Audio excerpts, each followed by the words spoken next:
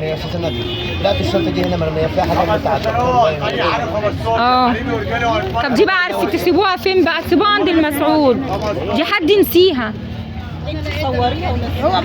بصوا يا جماعه، طب ما هي مين هتبقى مع مين؟ هتبقى معاك؟ هتبقى معاك؟ طب ما تخليها معاك انت يا عم رجب. انا اعمل ايه؟ ما اشيل عند حد.